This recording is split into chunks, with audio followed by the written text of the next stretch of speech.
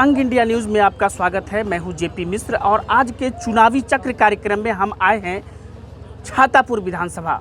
छातापुर विधानसभा जो बता दें कि पिछले 15 वर्षों से यहां पर बीजेपी के नीरज कुमार बबलू जी यहां से विधायक हुआ करते हैं, लेकिन इस बार नीरज कुमार बबलू का खेल बिगाड़ने के लिए यहां पर सीधा मुकाबला जाप के उम्मीदवार संजीव मिश्रा जी से है।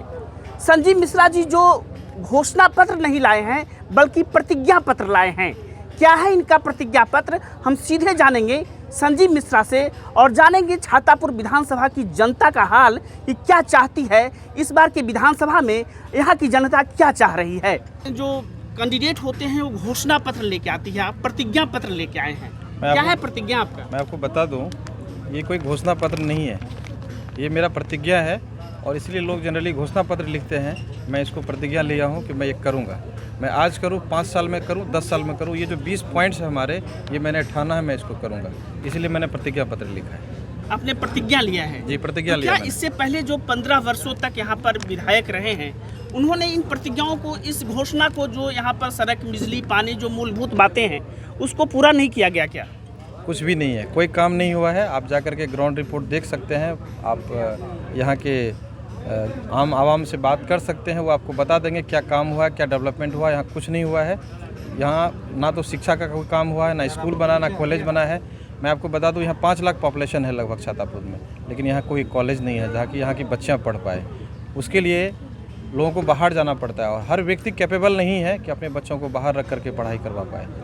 तो मैं एजुकेशन की बात कर रहा हूँ। जब तक हम शिक्षित नहीं होंगे, हमारा समाज शिक्षित नहीं होगा, तब तक उनको रोज़गार नहीं मिलेगा। जब तक रोज़गार नहीं मिलेगा तब तक हमारा क्षेत्र विकास नहीं करेगा। इसीलिए सबसे पहला मुद्दा मैंने इसमें शिक्षा का रखा है, जिसकी शुरुआत हमने पैनोरमा पब्लिक स्कूल से कर भी दी है। दूसरा हमारा मुद्दा है स्वास्थ्य का, किसान का।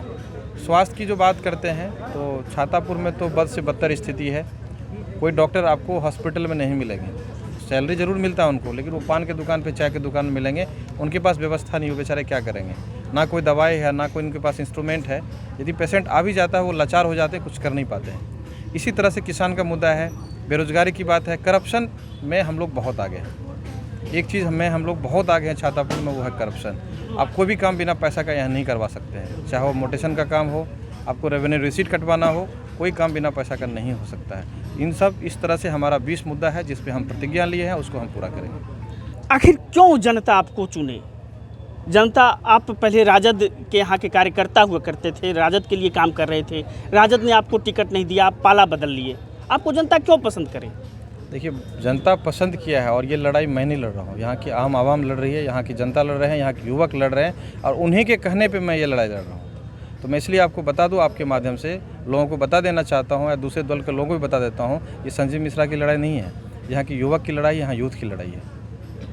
चलिए हम कुछ आम लोगों से भी बात करेंगे कि आखिर जनता क्या चाहती है, जनता का मूड क्या है 2020 के विधानसभा चुनाव में छातापुर के लिए। हम आपसे जानना चाहेंगे कि जनता क्या चाह रही है, किन मुद्दों पर इस बार वोटिंग करेगी? इस बार स्वास्थ्य, शिक्षा और रोजगार, क्योंकि 15 साल में हम लोगों ने देखा कुछ भी, आप देख सकते हैं यहाँ पे कुछ भी काम नहीं हुआ। यहाँ पे भाजपा की विधायक है, कोई काम नहीं हुआ है। चाहे शिक्षा से लीजिए, कोई कॉलेज सही नहीं है, आज तक एक कॉलेज, इंजीनियरिंग कॉलेज नहीं खुला है, स्कूल सही ढंग से नहीं चल रही है, यानी सब कुछ में लूट हो रही है।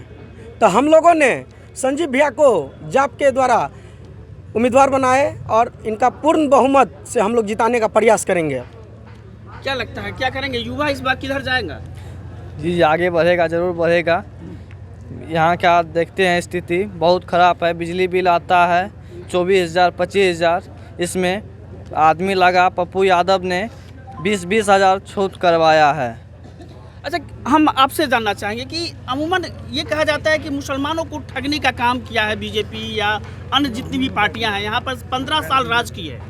क्या उम्मीद है कि जाप के उम्मीदवार इस बार जो है अल्पसंख्यकों के साथ है, उनको ध्यान देगी? जी बिल्कुल, निश्चित रूप से। मैं सबसे पहले मैं तो आपको ये बता देना चाहता हूँ और विपक्षी दलों को मैं ये बता देना चाहता हूँ कि मैं एक भाषण देख रहा था और आम सभा में मैं लाइव भी था। उसमें ये कहा जा रहा था कि तेजस्वी यादव अभी अनुभवित है, वो 10 लाख नौकरियाँ कहाँ से लाएंगे।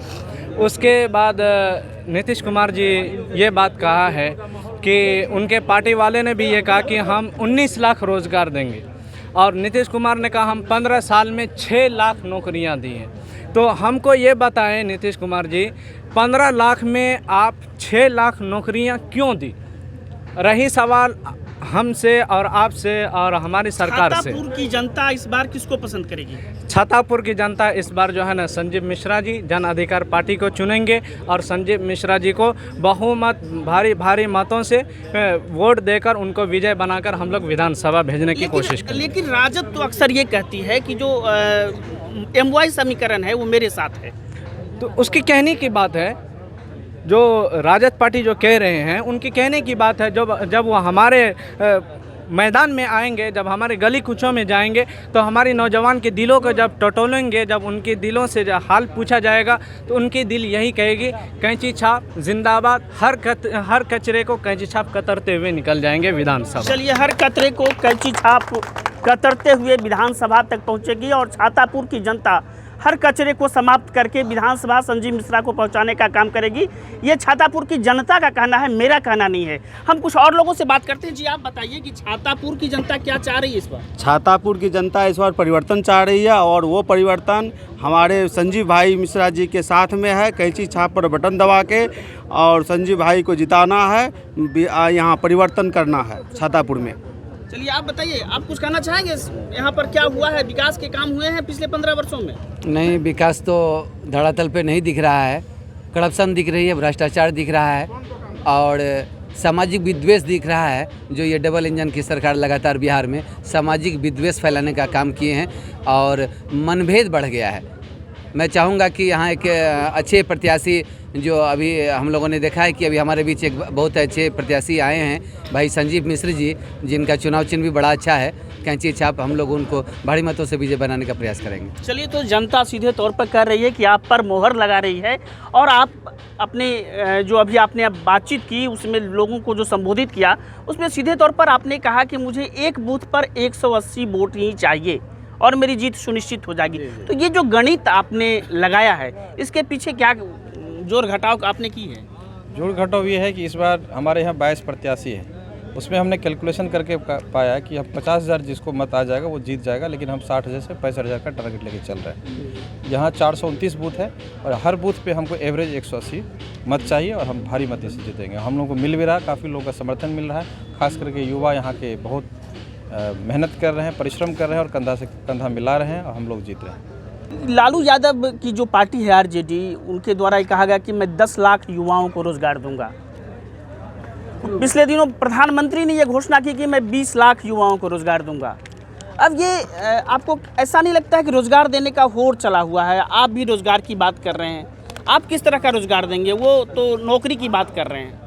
देखिए, मैं रोज़गार की जो बात कर रहा हूँ, मैं ऑलरेडी अपने कंपनी में लोगों को रोज़गार दे चुका हूँ। आप भी जान रहे हैं इस बात को, फिर भी हमारे से आप पूछ रहे हैं रोज़गार। हमारी जितनी कैपेसिटी है, मैं अपनी कंपनी में लोगों को रोज़गार दे रहा हूँ और दूसरे कंपनी में जो हमारे परिचित हैं वहाँ भी मैं अपने जो साथी हैं, यहाँ हमारे क्षेत्र के लोग हैं, उनको मैं कोशिश कर रहा हूँ ज़्यादा से ज़्यादा लोगों को रोज़गार मिले। और जब मैं यहाँ एक विधायक के रूप में काम करूँगा तो सबसे पहले मेरा शिक्षा, स्वास्थ्य और रोज़गार का जो मुद्दा है उसको मैं 100% फुलफिल करूँगा। चलिए, तो शिक्षा, स्वास्थ्य और रोजगार के मुद्दे पर संजीव मिश्रा जी चुनाव में उतरे हैं। ये अलग बात है कि कुछ दिन पहले ये RJD में थे, लेकिन RJD ने इन्हें टिकट नहीं दिया और ये निराश होकर जाप का दामन थाम लिया और जाप के कार्यकर्ता अब इनके साथ है। साथ ही इनका कहना है कि तकरीबन 20,000 जो इनका अपना केडर वोट है वो भी इनके साथ है। ऐसे में चुनावी गणित इनके साथ है। देखना दिलचस्प होगा कि 7 तारीख को यहाँ की जनता संजीव मिश्रा को कितना समर्थन दे पाती है। JP मिश्र, अंग इंडिया न्यूज़, छातापुर, सुपौल।